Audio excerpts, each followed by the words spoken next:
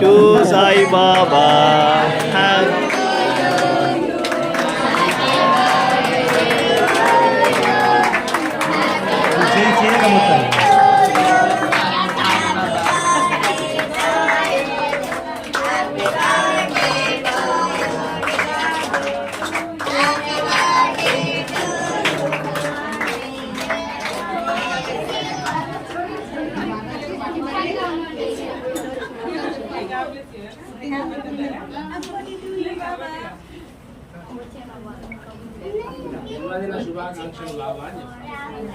జన్మదిన శుభాకాంక్షలు బాబా.